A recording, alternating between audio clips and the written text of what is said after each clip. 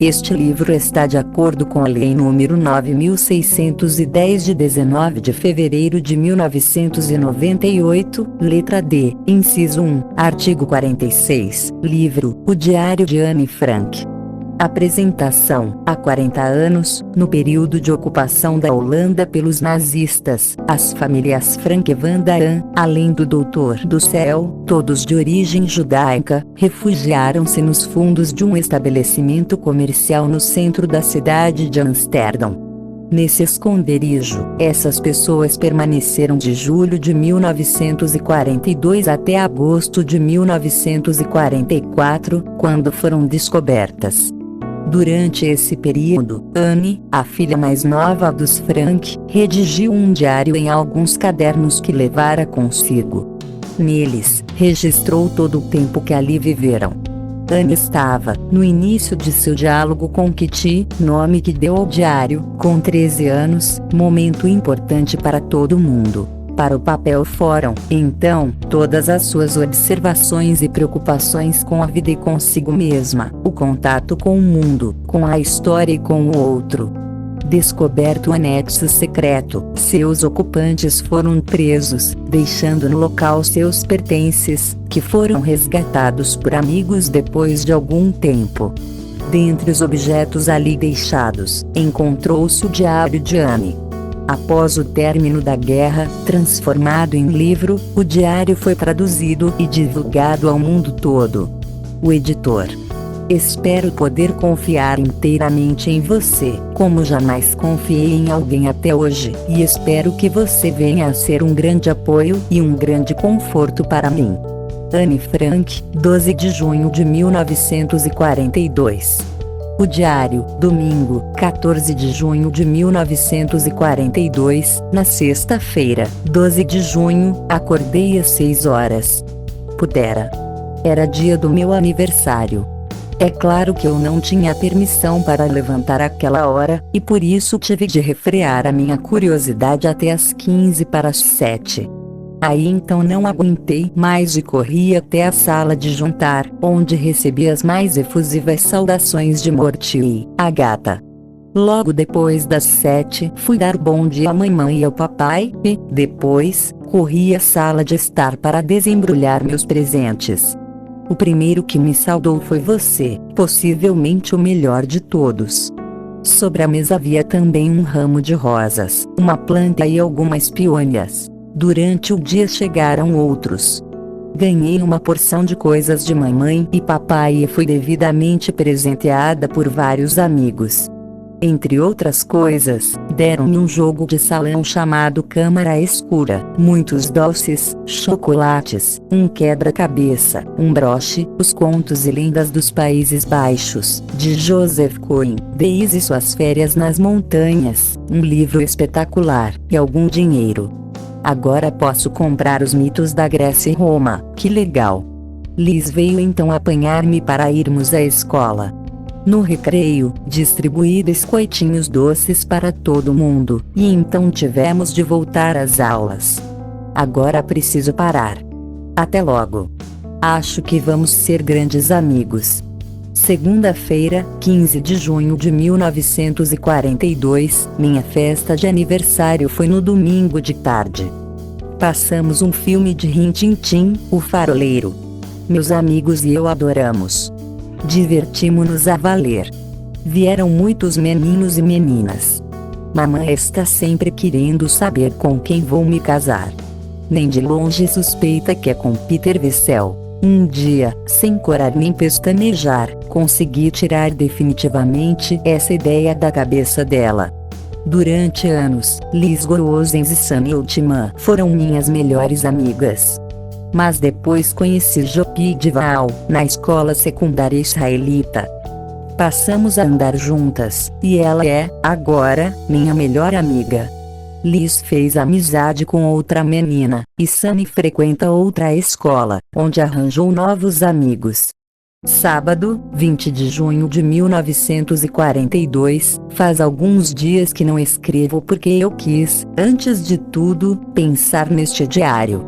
É estranho uma pessoa como eu manter um diário. não apenas por falta de hábito, mas porque me parece que ninguém, nem eu mesma, poderia interessar-se pelos desabafos de uma garota de 13 anos. Mas que importa? Quero escrever e, mais do que isso, quero trazer à tona tudo o que está enterrado bem fundo no meu coração. Há um ditado que diz: o papel é mais paciente que o homem. Lembrei-me dele em um de meus dias de ligeira melancolia, quando estava sentada, com a mão no queixo e tão entediada e cheia de preguiça que não conseguia decidir se saía ou ficava em casa. Sim, não há dúvida de que o papel é paciente, e como não tenho a menor intenção de mostrar a ninguém este caderno de capa dura que atende pelo pomposo nome de diário, a não ser que encontre um amigo ou amiga verdadeiros, posso escrever à vontade. Chego agora ao X da questão, o motivo pelo qual resolvi começar este diário. Não possuo nenhum amigo realmente verdadeiro.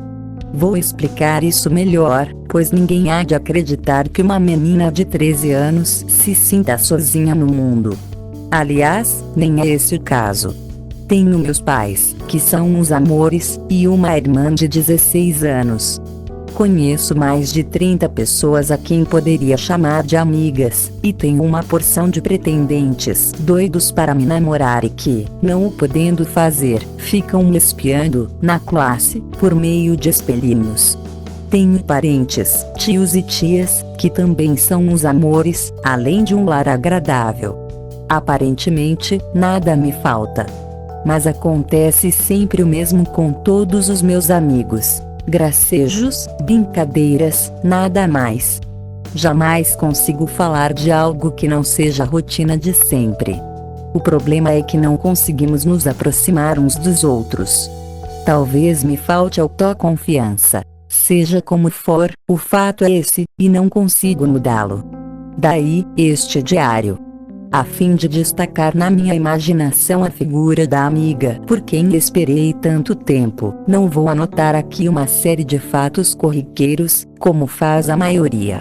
Quero que este diário seja minha amiga e vou chamar esta amiga de Kitty. Mas se eu começasse a escrever a Kitty, assim sem mais nem menos, ninguém entenderia nada. Por isso, mesmo contra a minha vontade, vou começar fazendo um breve resumo do que foi minha vida até agora.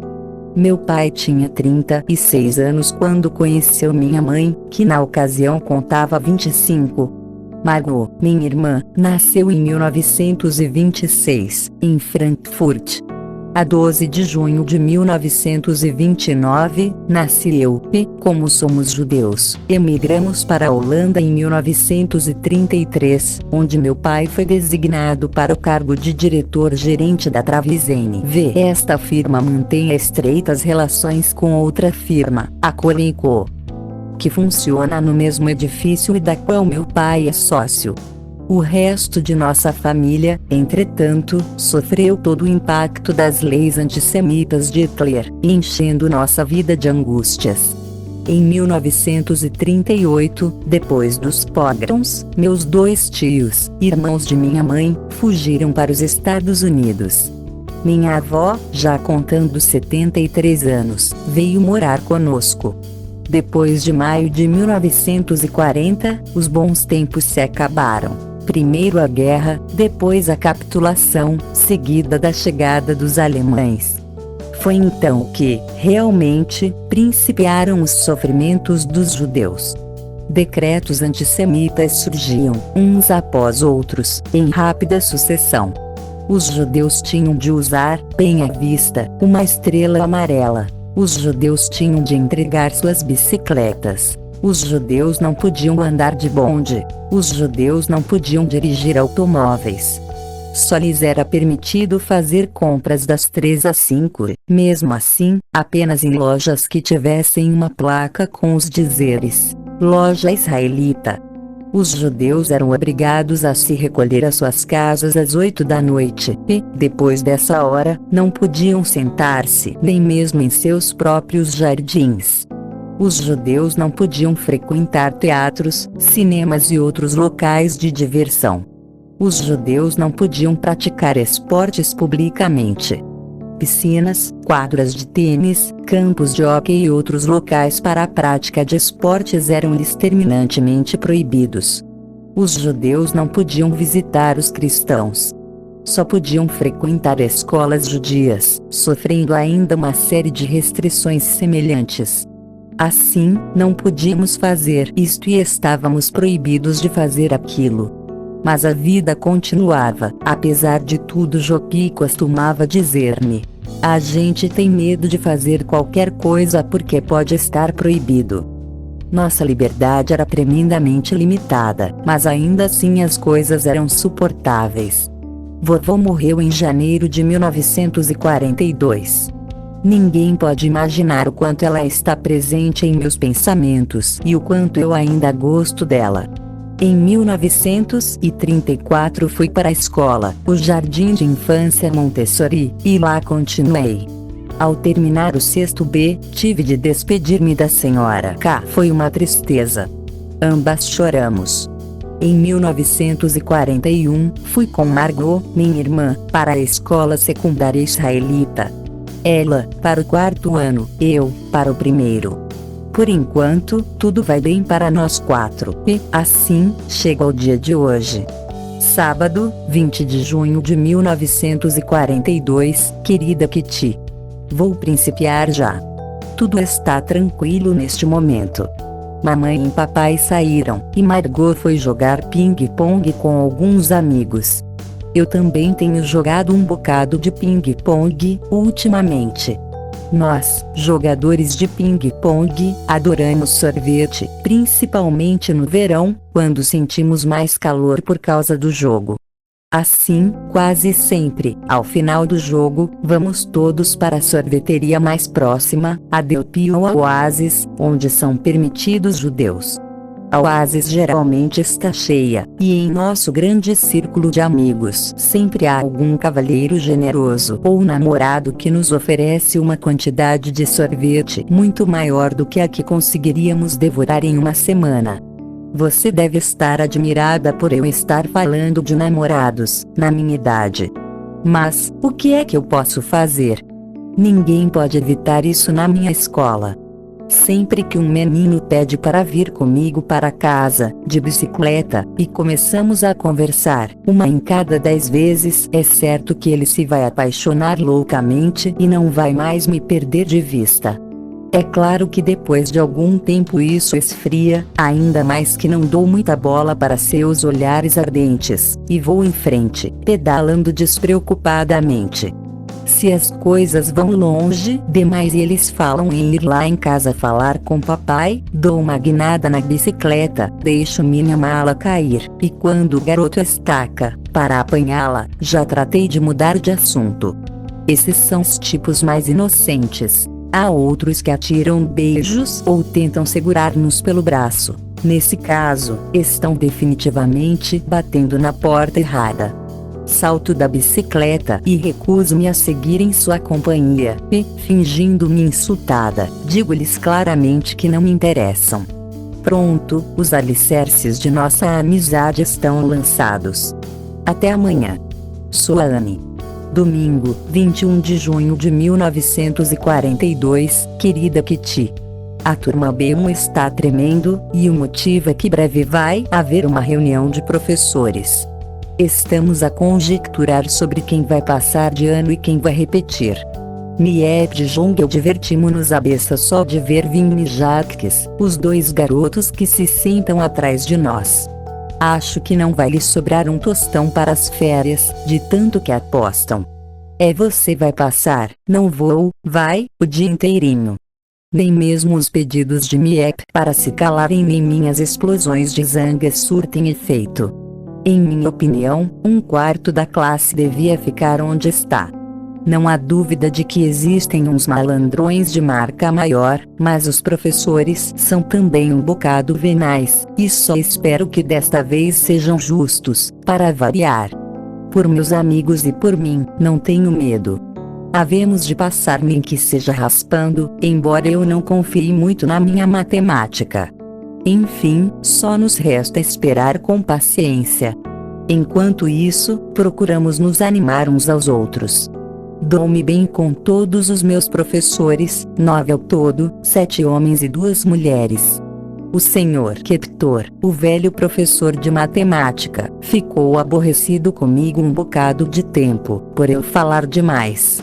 Tive de fazer uma redação cujo título era A Tagarela. Imagine, a tagarela. O que é que eu podia escrever?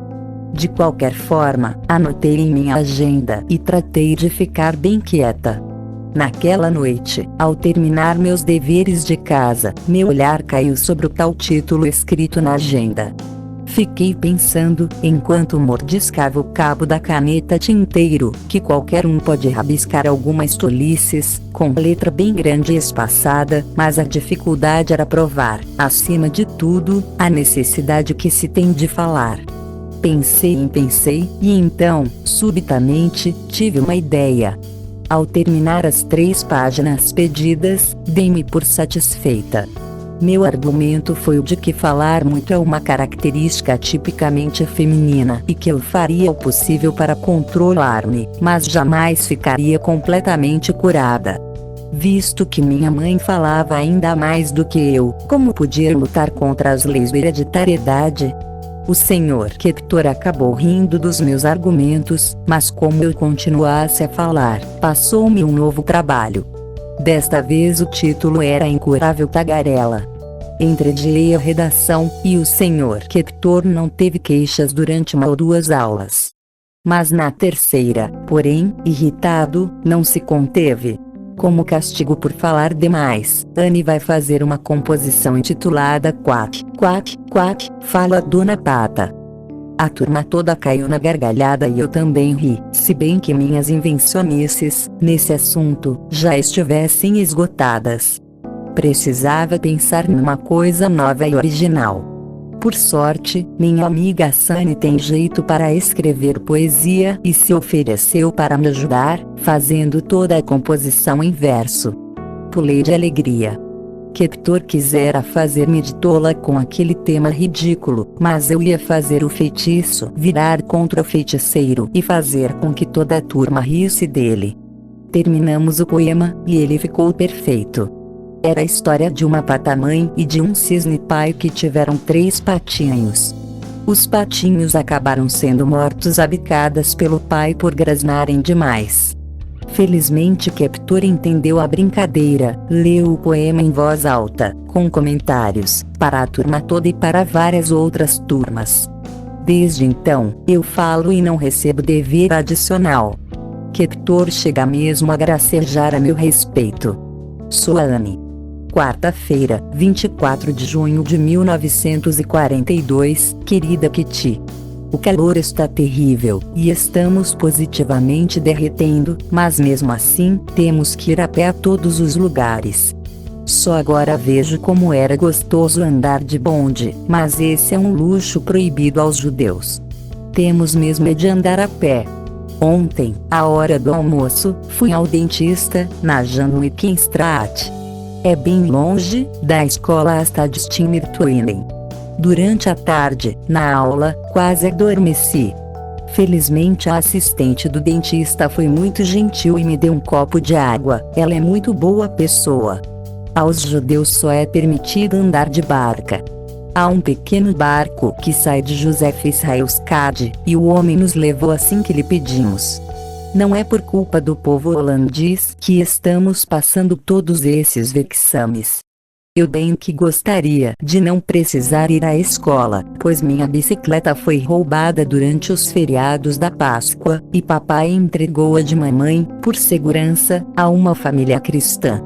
Graças a Deus as férias estão chegando. Mais uma semana e acaba-se esta agonia. Ontem aconteceu uma coisa engraçada. Eu ia passando pelo estacionamento das bicicletas quando ouvi alguém me chamar. Voltei e me dei com um rapaz bonito que conhecera na tarde anterior, em casa de minha amiga Eva. Aproximou-se, um tanto acanhado, e apresentou-se como Harry Goldberg. Eu estava realmente surpresa, pensando no que ele poderia querer comigo. Não tive que esperar muito. Perguntou-me se poderia acompanhar-me até a escola. Já que você vai para aquele lado, respondi, e fomos andando. A Ri tem 16 anos e uma conversa divertida.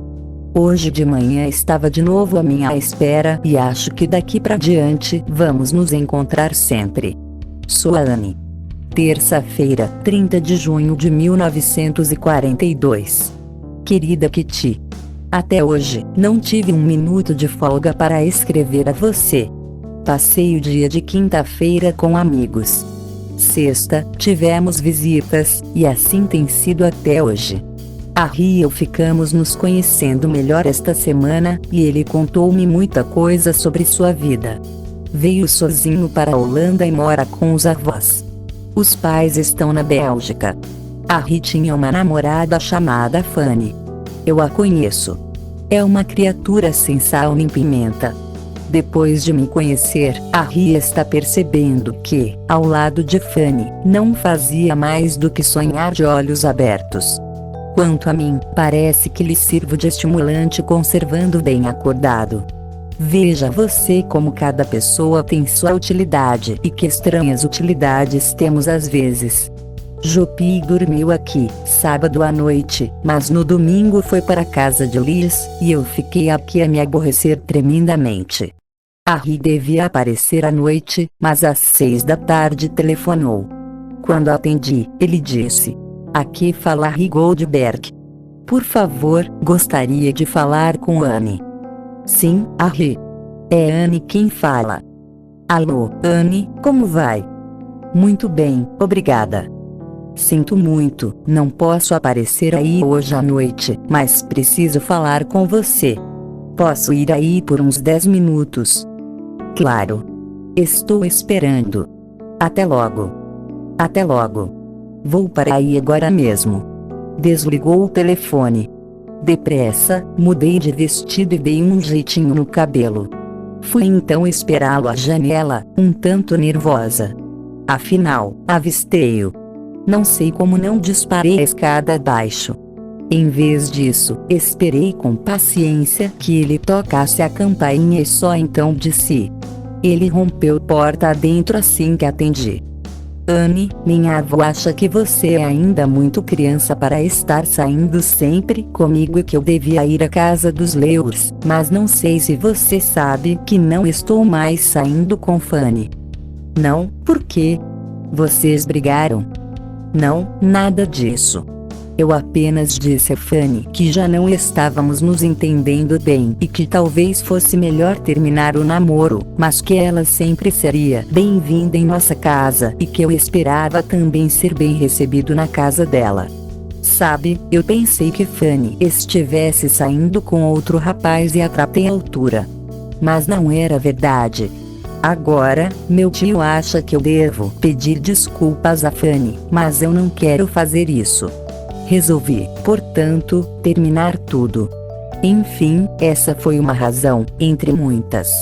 Minha avó prefere que eu namore a Fanny a você, mas eu não quero. Esses velhos têm ideias antiquadas e eu não estou a fim de seguir o que eles dizem. É verdade que preciso de meus avós, mas, de certa forma, eles também precisam de mim. De hoje em diante, estarei livre às quartas-feiras à noite. Oficialmente vou às aulas de xilogravura, para agradar a meus avós. Na realidade, frequento as reuniões do movimento sionista. Meus avós são contra os sionistas e não admitiriam que eu fosse. Estou longe de ser um fanático, mas sinto certa inclinação e acho aquilo interessante. De qualquer forma, vou deixar o movimento, pois, ultimamente, a confusão lá vem aumentando muito. Quarta-feira vai ser o meu último dia. Daí em diante poderei ver você quarta de noite, sábado de tarde, domingo de tarde e talvez até mais. Mas, se seus avós são contra nossos encontros, você não pode fazer isso escondido. O amor encontra meios. Quando passamos pela livraria da esquina, vi Peter Wessel com mais 2 amigos. Ele disse, "Alô." É a primeira palavra que me dirige há não sei quanto tempo, e eu fiquei bem satisfeita. Harry e eu andamos bastante e, finalmente, ficou decidido que eu encontraria 6:55, em frente à casa dele, na noite seguinte. Sloane. Sexta-feira, 3 de julho de 1942. Querida Kitty. Harry veio visitar-nos ontem para conhecer meus pais. Eu havia comprado um bolo recheado de creme, biscoitos, docinhos e mais uma porção de coisas gostosas para o chá. Mas nem Harry nem eu achamos legal ficar ali na sala, formais, um ao lado do outro. Fomos dar um passeio e, ao trazer-me de volta, já passavam 10 minutos das 8 horas. Papai ficou zangadíssimo e achou que eu tinha feito muito mal, pois é perigoso para os judeus serem encontrados fora de casa depois das 8. Prometi-lhe que dali por diante estaria sempre em casa às 10 para as 8. Fui convidada para ir à casa dele, amanhã. Minha amiga Jopi vive mexendo comigo por causa de Harry. Não que eu esteja apaixonada por ele, isso não. Posso ter muitos flertes, ninguém acha nada demais nisso, mas um namorado firme, como diz mamãe, isso é coisa diferente. Harry foi à casa de Eva uma noite dessas e ela me contou que lhe perguntou: de quem você gosta mais, de Anne ou de Fanny? Ele respondeu: não é da sua conta. Mas quando foi embora, eles não haviam mais conversado durante o resto da noite, disse a Eva. Olhe, é de Anne. Até logo e não conte nada a ninguém. E partiu, como um raio. É fácil perceber que Harry está apaixonado por mim, e isso é divertido, para variar. Margot diria: Harry é um rapaz direito. Concordo, mas acho que ele é mais do que isso. Mamãe não poupa elogios. Um rapaz bonito, um rapaz bem educado, um rapaz simpático. Ainda bem que toda a família o aprova. Ele também gosta de todos, mas acha que minhas amigas são muito criançolas. No que tem toda a razão. Sloane. Manhã de domingo, 5 de julho de 1942, querida Kitty. Os resultados dos nossos exames foram anunciados no Teatro Israelita, na sexta-feira passada. Eu não poderia ter desejado coisa melhor. Meu boletim não foi nada mal. Tive um Vixates, 1,5 em álgebra, 2,6, e o resto, tudo 7 ou 8. Em casa ficaram muito contentes, embora, em questão de notas, meus pais sejam diferentes da maioria. Não se importam muito com as notas do meu boletim, desde que me vejam feliz, satisfeita e não muito acomodada. Acham que o resto vem com o tempo.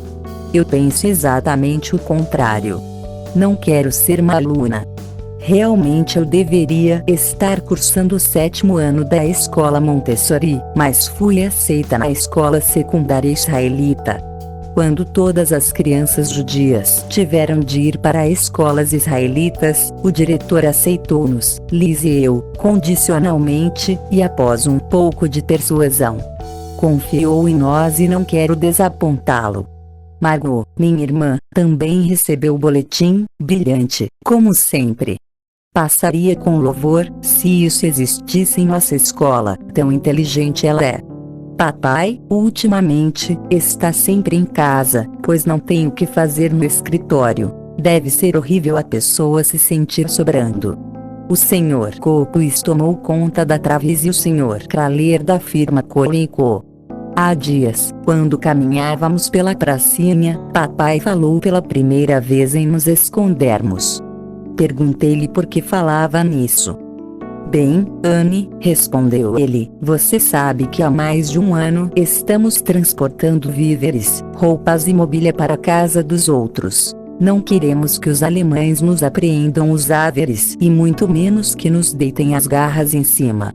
O melhor será desaparecermos por nossa própria conta, em vez de esperar que nos venham buscar. Mas, papai, quando será isso? Ele falara tão seriamente que me deixou angustiada. Não se preocupe, arranjaremos tudo. Aproveite bem sua vida despreocupada enquanto puder. Foi tudo. Oh! que a realização destas palavras tão sombrias esteja muito distante ainda. Suane. Quarta-feira, 8 de julho de 1942. Querida Kitty. Parece que se passaram anos de domingo até hoje. Tanta coisa aconteceu, que é como se o mundo tivesse virado de cabeça para baixo. Mas ainda estou viva, Kitty, e isso é o que importa, diz papai. Sim, na verdade ainda estou viva, mas não me pergunte onde nem como. Você não entenderia uma única palavra, por isso vou começar lhe contando o que aconteceu no domingo à tarde. Às 3 horas, a Ria acabara de sair para voltar mais tarde, alguém tocou a campainha. Eu estava preguiçosamente deitada ao sol na varanda, lendo um livro, e por isso não ouvi. Pouco depois Margot apareceu na porta da cozinha, toda alvoroçada. As SS mandaram uma notificação chamando papai, sussurrou ela. Mamãe já foi falar com o Sr. Van Daan. Van Daan é um amigo que trabalha na firma de papai. Foi um choque para mim. Uma convocação. Todo mundo sabe o que isso significa. Pela minha imaginação começaram a passar campos de concentração, prisões. Permitiríamos que ele fosse condenado a isso? É claro que ele não vai, disse Margot enquanto esperávamos juntas. Mamãe já foi falar com os Van Daan para resolver se devemos ir para o esconderijo amanhã mesmo. Os Van Daan vão conosco, seremos 7 ao todo. Silêncio. Não conseguíamos trocar uma palavra, pensando em papai, que estava visitando uns velhinhos no Jodhpur Invalide e nada sabia do que estava acontecendo. Enquanto esperávamos por mamãe, com aquele calor e naquela ansiedade, ficamos cada vez mais caladas e impressionadas. Subitamente a campainha tocou. "Henri", disse El.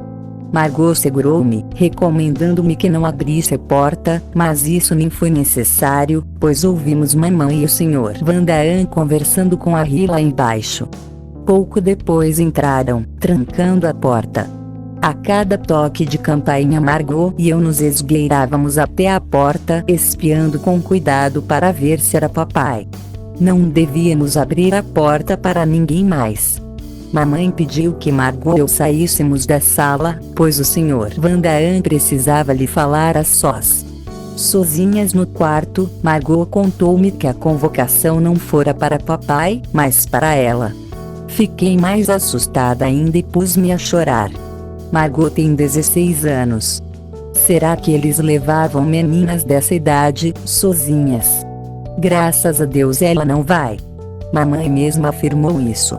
Talvez papai se referisse a isso, quando falou em nos escondermos. Esconder, para onde iríamos?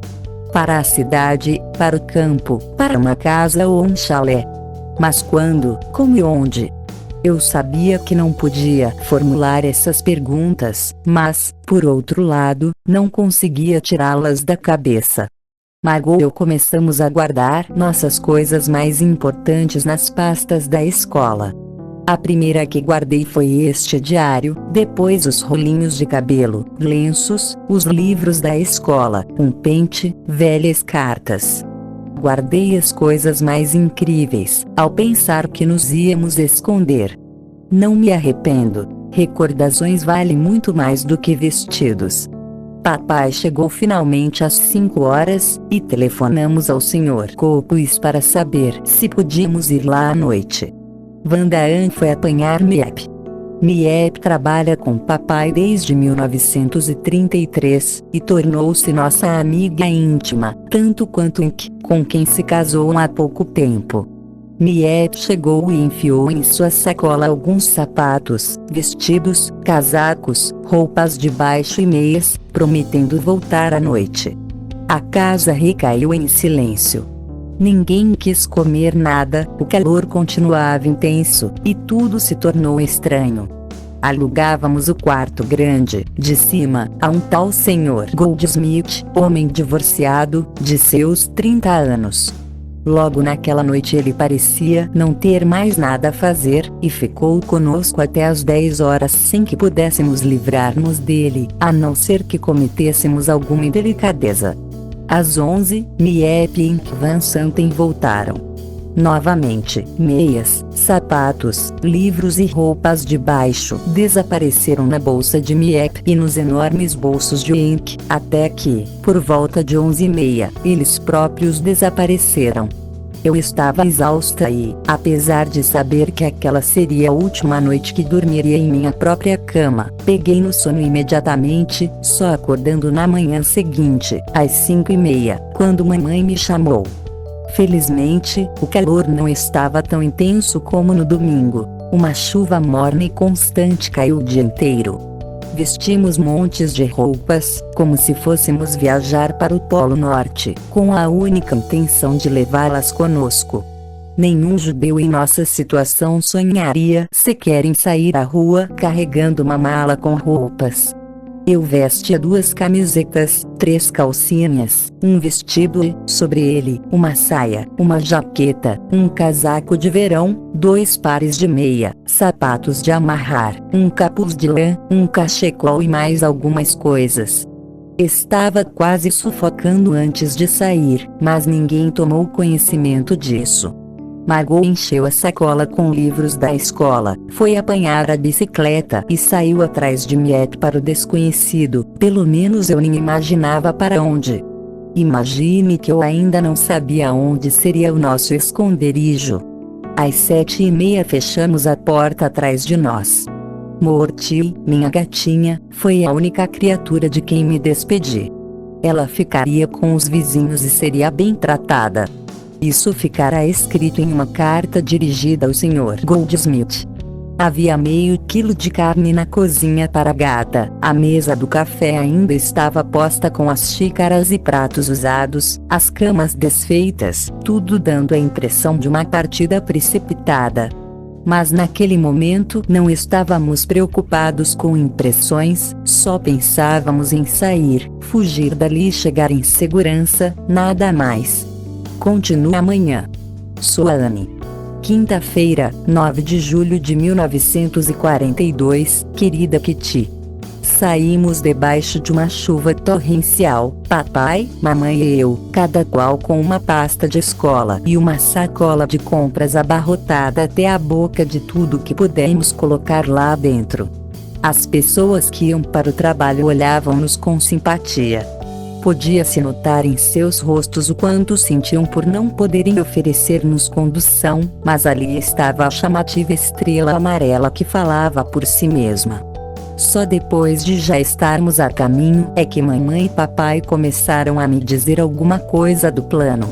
Há meses que, na medida do possível, vínhamos mudando nossos bens, mantimentos e objetos de maior necessidade, e as coisas estavam suficientemente preparadas para que fôssemos nos esconder por nossa própria conta, no dia 16 de julho.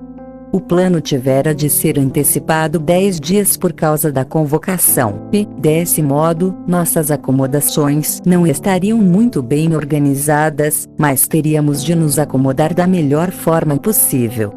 O esconderijo seria no mesmo edifício onde papai tinha seu escritório.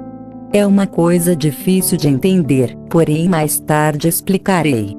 Papai não tinha muita gente trabalhando com ele. O Sr. Kraler, Kopus, Miep L. Vossen, uma datilógrafa de 23 anos. Todos sabiam de nossa chegada. O Sr. Vossen, pai de L, e os 2 rapazes que trabalhavam no depósito não haviam sido informados. Vou descrever o prédio. No andar térreo há um grande armazém que é usado como depósito. A porta da frente da casa fica ao lado da porta do armazém. Do lado de dentro da porta principal há um corredorzinho que leva a uma escada. No topo da escada há outra porta de vidro fosco onde está escrito escritório com letras pretas. Esse é o escritório principal, grande, bem iluminado e espaçoso. L, Miep e o Sr. Kopus trabalham ali durante o dia. um pequeno quarto escuro contendo cofre, um guarda-roupa e um armário grande conduz a um segundo escritório, um tanto escuro também. Aqui costumam ficar o Sr. Kraler e o Sr. Van Damme. Agora, só o Sr. Kraler. Por um corredor pode-se chegar ao escritório do Sr. Kraler, mas é preciso atravessar uma porta de vidro que se abre por dentro, sendo muito difícil abri-la pelo lado de fora. Do escritório de Kraler, por um corredor comprido, passa-se pelo depósito de carvão e, subindo 4 degraus, chega-se ao salão de luxo do prédio, que é o escritório particular. Mobília escura e austera, linóleo e tapetes no chão, rádio, lustre de bom gosto, tudo de primeira. Ao lado, uma cozinha espaçosa com água quente e fogão a gás. A seguir o WC. Este é o primeiro andar.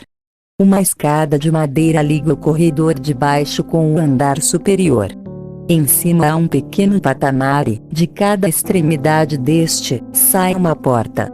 A da esquerda dá para um depósito de carvão, na parte da frente da casa, e para os sótãos. Uma dessas escadas holandesas, muito íngremes, sai de um lado e dá para outra porta, que se abre para a rua C. A porta da direita dá para o nosso anexo secreto. Ninguém poderia imaginar que existissem tantos quartos atrás daquela porta feia e cinzenta. Diante dela há um pequeno degrau. Depois dele, uma escada íngreme e, à esquerda, um pequeno corredor conduz ao que iria converter-se no quarto e sala da família Frank. Ao lado, um quartinho menor seria o quarto de estudos e de dormir das 2 mocinhas da família. À direita, um quarto minúsculo, sem janelas, com um pequeno lavatório e um compartimento de WC.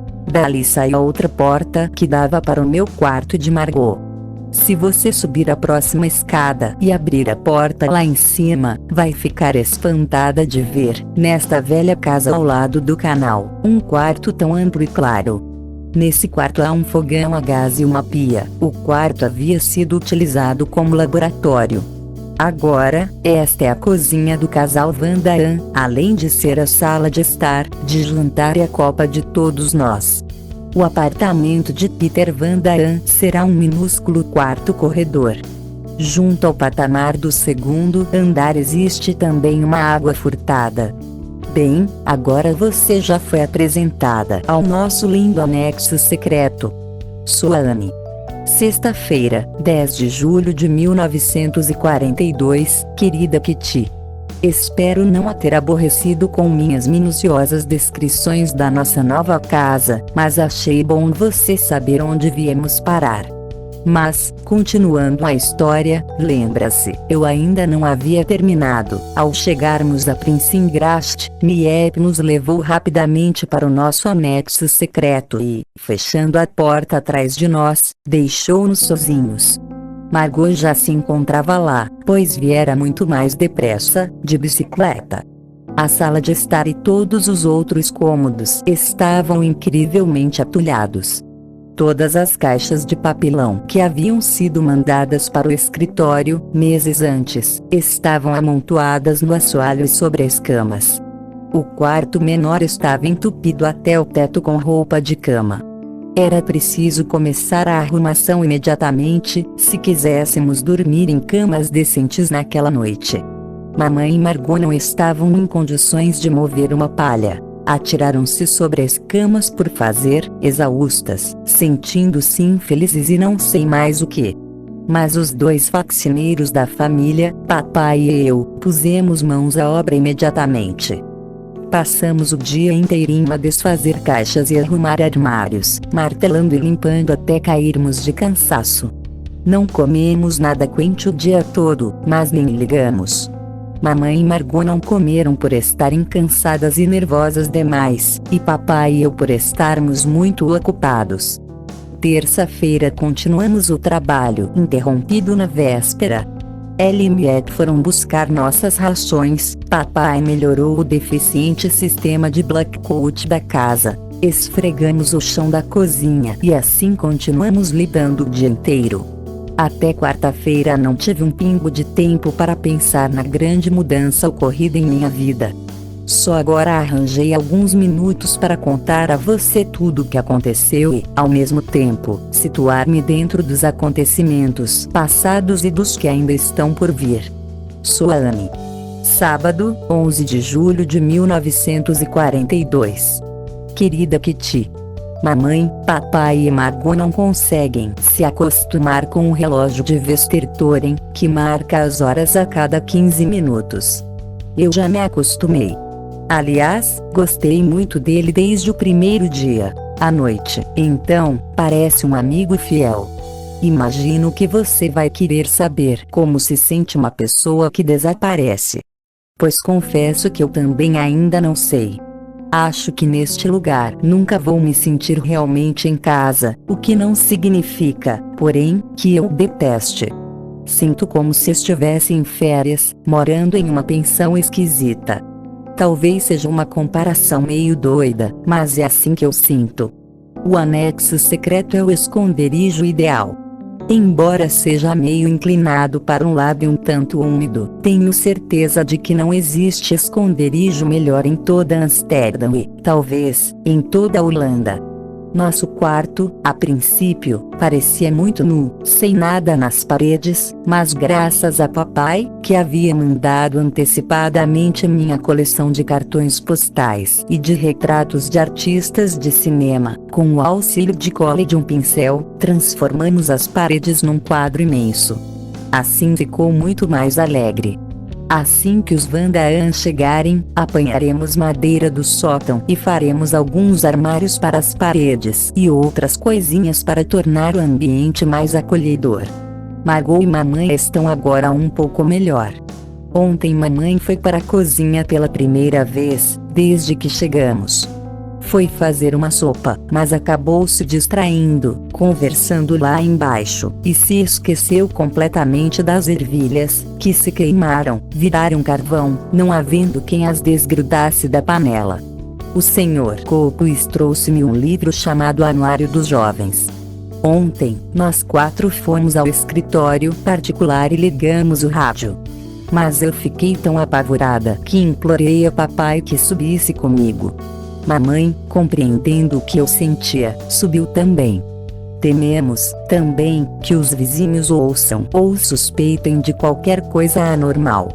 Logo no primeiro dia, improvisamos umas cortinas, se é que se pode chamar aquilo de cortinas. Não passam de retalhos de fazendas, cada qual de um tamanho, qualidade e padrão, que papai e eu costuramos daquele jeito. Essas obras de arte foram finalmente afixadas em seus lugares por meio de alfinetes de gancho, e acho que lá vão ficar até que possamos sair daqui. À nossa direita há alguns edifícios comerciais grandes e à esquerda, uma fábrica de móveis. Ninguém fica lá depois das horas de trabalho, mas, mesmo assim, os sons conseguem atravessar as paredes. Margot foi proibida de tossir à noite, apesar de estar com um resfriado fortíssimo. Por isso nós a obrigamos a tomar fortes doses de codeína. Estou louca para que chegue terça-feira, quando os Vandaan virão se juntar a nós. Vai ser muito mais divertido e menos silencioso. O silêncio é o que mais me assusta às tardes e à noite. Gostaria demais que um dos nossos protetores pudesse dormir aqui. Não lhe posso descrever como é opressivo não poder sair nunca. Vivo também morta de medo de sermos descobertos e fuzilados. Não é uma perspectiva das mais agradáveis.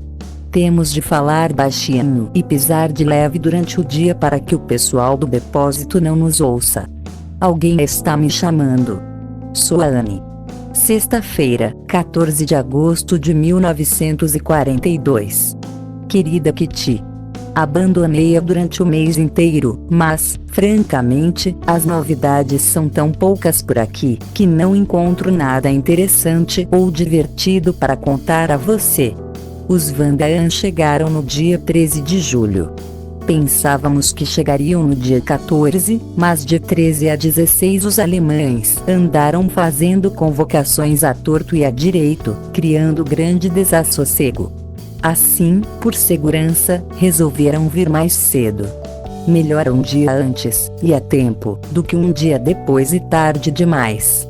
Às 9:30 da manhã, ainda estávamos tornando café, chegou Peter, o filho dos Van Damme.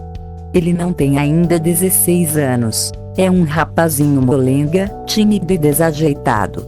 Acho que não se pode esperar muito dele como companhia. Trouxe consigo o gato, Moshi. O senhor e a senhora Van Damme chegaram meia hora depois, e, para divertimento geral, ela trouxe um pênico enorme em sua caixa de chapéus. Não me sinto à vontade em lugar algum sem o meu vaso, declarou ela. Seu primeiro cuidado foi, portanto, encontrar um jazigo perpétuo para ele, debaixo de seu sofá. O senhor Van Damme não trouxe o seu, mas veio carregando uma mesinha de chá dobrável, debaixo do braço. Desde o dia em que chegaram, passamos a fazer as refeições juntos, sem a menor cerimônia, e, 3 dias depois, já parecíamos uma só grande família. Naturalmente, os Van Damme nos trouxeram um bocado de notícias sobre a semana extra que passaram no mundo dos vivos. Entre outras coisas, estávamos curiosos em saber o que havia acontecido em nossa casa e com o Sr. Goldsmith. O Sr. Van Damme contou-nos o seguinte. O Sr. Goldsmith telefonou às 9 da manhã, na segunda-feira, perguntando se eu podia dar uma chegada até lá. Fui imediatamente e o encontrei em um estado de grande agitação. Deu-me a ler uma carta que os Frank haviam deixado e queria levar a gata para a casa de um vizinho, o que me agradou. O Sr. Goldsmith temia que fossem dar busca na casa e, por isso, percorremos todos os quartos, pondo um pouco de ordem e tirando a mesa do café.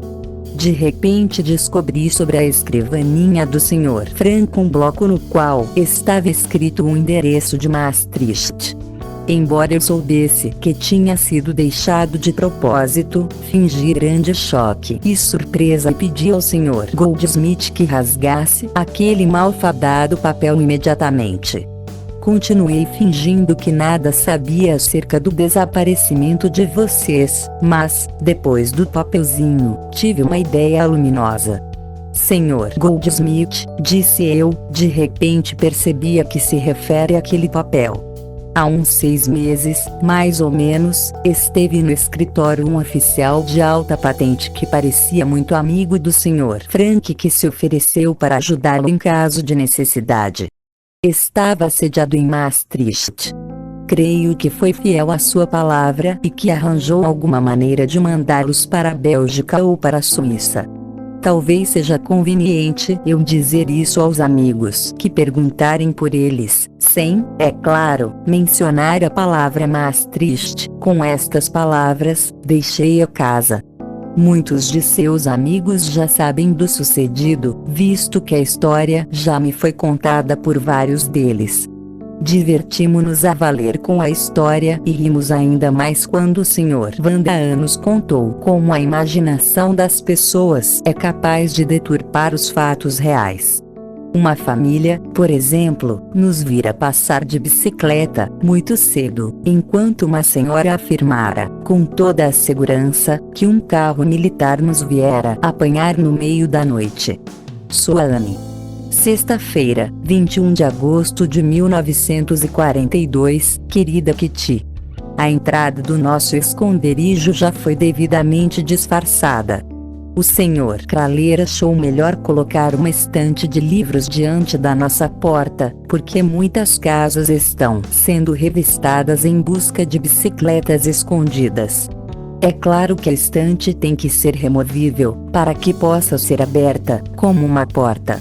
O Sr. Vosin foi quem construiu o móvel, sozinho. Desde que ele compartilhou nosso segredo, não sabe o que fazer para nos ajudar. Agora, se quisermos descer, teremos primeiro que nos agachar e depois dar um pulo, porque o degrau foi retirado. Nos primeiros dias, fomos todos agraciados com alguns galos na cabeça de tanto bater no batente da porta. Finalmente resolvemos pregar ali um pano cheio de serragem. Vamos ver se assim melhora. No momento, não estou estudando muito. Concedi-me férias até setembro. Papai vai dar-me aulas, então. É impressionante o número de coisas que já esqueci. Nossa vida, aqui, pouco tem mudado. O Sr. Vandahan e eu estamos sempre a nos irritar mutuamente.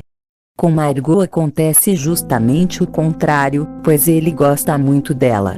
Mamãe me trata, às vezes, como se eu fosse um bebê, coisa que não suporto. Afora isso, as coisas vão indo.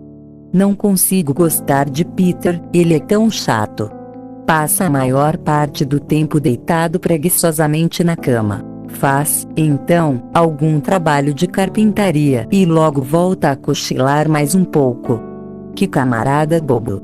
O tempo está lindo e, apesar de tudo, estamos aproveitando mais que podemos, estiradas em uma espreguiçadeira, lá na água furtada, enquanto o sol entra pela janela aberta. Sua Anne.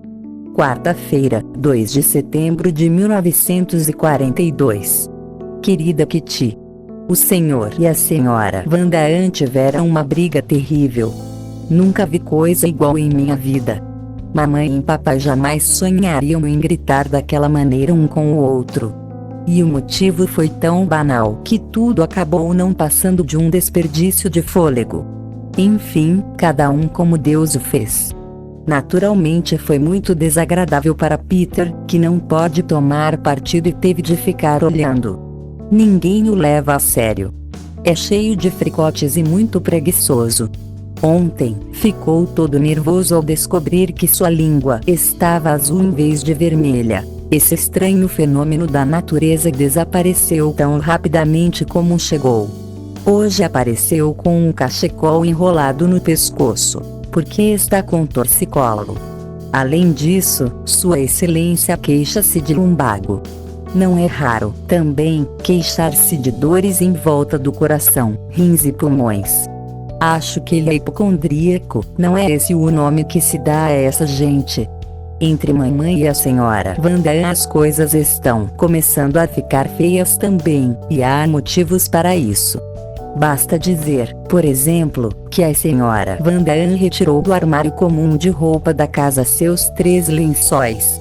Acha muito natural que os lençóis de mamãe sirvam para todos nós. Vai ter uma surpresa daquelas quando descobrir que mamãe seguiu seu bom exemplo. Também não se conforma de ver que seu aparelho de louça está sendo usado, e não o nosso. Está sempre xeretando a fim de descobrir onde guardamos nossos pratos. Eles estão muito mais próximos do que ela pensa, guardados em uma caixa, na água furtada, atrás de uma porção de bugigangas. Felizmente, enquanto estivermos aqui, será impossível chegar até eles. Sempre fui muito estabanada e ontem quebrei em pedacinhos um dos pratos de sopa da senhora Vandahan. Ela ficou furiosa e gritou: será que não podia ter mais cuidado? É o último que tenho. O senhor Vandahan anda uma seda comigo. Tomara que dure. Mamãe passou-me outro sermão terrível hoje de manhã. Não aguento mais. Nossas ideias são absolutamente opostas. Papai é um amor, apesar de ficar zangado comigo por 5 minutos seguidos. Durante a semana passada, algo veio quebrar a monotonia da nossa vida. Um livro sobre mulheres, e Peter. Antes de mais nada, devo dizer que Margot e Peter têm licença de ler quase todos os livros que o Sr. Copeland nos traz, mas justamente esse livro, interditado pelos adultos, era sobre mulheres. A curiosidade de Peter despertou imediatamente. O que será que havia naquele livro que eles não podiam ler? Um dia, enquanto a mãe conversava lá embaixo, ele pegou o livro sorrateiramente e esgueirou-se para o sótão com sua presa. A mãe sabia muito bem que ele estava lendo o livro, mas não disse nada, até que o pai descobriu. Vandahan ficou uma fera, tomou o livro e pensou que o assunto estivesse encerrado. Mas ele não contava com a curiosidade do filho que, em vez de esmorecer, tornou-se ainda mais aguçada em face da atitude do pai. Decidido a chegar ao fim, Peter ficava imaginando meios de lançar mão daquele livro tão fascinante. A senhora Van Daan perguntou à mamãe o que ela achava da proibição. Mamãe respondeu que, na sua opinião, o tal livro não convinha a Margot, mas não achava nada demais em que ela lesse a maioria dos outros livros. Há uma grande diferença entre Margot e Peter, disse mamãe. Em primeiro lugar, ela é menina, e as meninas tornam-se adultas bem mais cedo que os meninos. Em segundo, Margot já leu muitos livros sérios e não anda em busca de coisas que lhe são proibidas. Em terceiro, Margot é muito mais adiantada e inteligente, fato comprovado pelo fato de ela estar no 4º ano da escola. A senhora Van Daan concordou, mas continuou a achar errado, em princípio, que crianças lessem os livros escritos para adultos.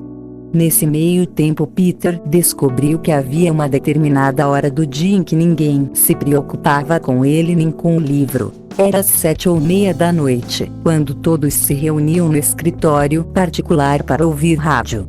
Foi o horário escolhido para levar novamente o livro para a água furtada. Devia ter descido às 8:30, mas o livro provavelmente estava tão empolgante que ele perdeu a hora. Voltou ao quarto no mesmo instante em que seu pai retornava. Você bem pode imaginar as consequências. Com um tapa e um empurrão o livro foi atirado na mesa e Peter mandado para a água furtada. As coisas estavam nesse pé quando nos sentamos à mesa. Peter ia dormir sem jantar, e ninguém parecia importar-se com ele. Procuramos comer conversando e fingindo estar alegres quando, subitamente, ouvimos um assobio estridente. Paramos de comer, pálidos, olhando uns para os outros, com as fisionomias transtornadas. Ouvimos então a voz de Peter, que chegava pela chaminé. Eu não ia descer mesmo, ouviram? O senhor Van Daan pôs-se de pé num salto, deixou cair o guardanapo, ficou vermelho e berrou. Pare com isso. Papai segurou-lhe o braço, temendo o que lhe pudesse acontecer. Ambos dirigiram-se para a água furtada. Após grande resistência e bate-pé, Peter foi para seu quarto, onde ficou de porta fechada enquanto continuávamos a comer. A senhora Van Daan quis guardar uma fatia de pão para o pobrezinho, mas o pai ficou firme.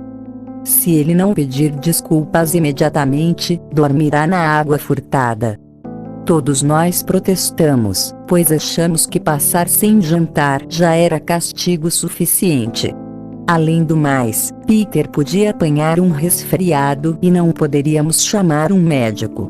Peter não pediu desculpas. Já fora para a água furtada. O senhor Van Daan não disse mais nada, mas no dia seguinte notei que a cama de Peter fora usada.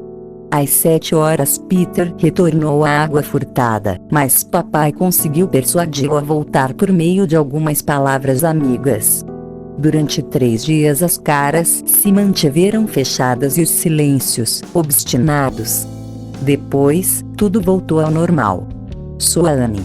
Segunda-feira, 21 de setembro de 1942. Querida Kitty. Hoje vou dar o noticiário completo. A senhora Van Daan é insuportável. Vive as turras comigo por causa de minha tagarelice. Além do mais, está sempre nos atormentando por um motivo ou outro. Esta é a última. Não lava as panelas se nelas encontrar o menor resto de comida. Em vez de guardá-los em um prato de vidro, como sempre fizemos, deixa-os na própria panela para que se estraguem. Na refeição seguinte, Margot fica às vezes com 6 ou 7 panelas para lavar, e aí a madame diz: ora veja, Margot, você tem um bocado de serviço pela frente. Tenho estado ocupada com papai, organizando nossa árvore genealógica. Conforme vamos avançando, ele conta coisas sobre os nossos parentes, interessantíssimo. Uma semana sim, outra não. O senhor Copuis me traz alguns livros. Estou entusiasmada com a série de Jooptera. Gostei demais de todos os livros de Cici van Marsveld. Quanto a Midsummer Madness, já o li 4 vezes e ainda dou boas risadas com algumas das situações cômicas que surgem. O ano letivo já começou. Estou me dedicando seriamente ao francês e estou conseguindo meter na cabeça até 5 verbos irregulares por dia. Acabam de chegar alguns livros escolares, e temos um bom estoque de cadernos, lápis, borrachas e etiquetas que eu trouxe comigo. Às vezes ouço notícias holandesas transmitidas de Londres. Recentemente ouvi o príncipe Bernardo falar. Ele disse que a princesa Juliana espera um bebê para janeiro. Achei lindo. Todos ficaram admirados com o meu entusiasmo pela família real. Andaram falando a meu respeito e chegaram à conclusão de que não sou completamente burra, o que me obrigou a estudar dobrado no dia seguinte. É claro que, com 14 ou 15 anos, não vou querer permanecer no primeiro ano secundário da escola. Esteve em pauta, também, o fato de eu não poder ler muitos livros que valham a pena. Mamãe está lendo Erin Vroven Knietchen, ao qual não tenho acesso, Margot, sim. Dizem que antes preciso amadurecer um pouco, como minha talentosa irmã. Falou-se, então, de minha ignorância em filosofia e psicologia, matérias sobre as quais não sei absolutamente nada. Talvez para o ano que vem eu já esteja mais sabida. Encontrei rapidamente essas palavras difíceis no Quellen. Acabo de descobrir, um tanto perturbada, que tenho apenas um vestido de mangas compridas e 3 casaquinhos de lã para o inverno. Já tive permissão de papai para tricotar um suéter de lã de carneiro, branca. A lã não é das melhores, mas contanto que esquente, isso é o que importa. Temos algumas roupas em casas de amigos, mas, infelizmente, só as veremos depois de terminada a guerra, se é que elas ainda estarão lá, por esse tempo. Eu tinha acabado de escrever algo sobre a senhora Van Damme, quando ela entrou. Fechei o caderno. Olá, Anne, posso ver seu diário? Sinto muito, só a última página. Não, desculpe, mas não pode. Naturalmente levei um susto danado, porque exatamente nessa página havia uma descrição nada lisonjeira dela. Sua Anne. Sexta-feira, 25 de setembro de 1942, querida Kitty. Ontem à noite subi para visitar os Van Damme.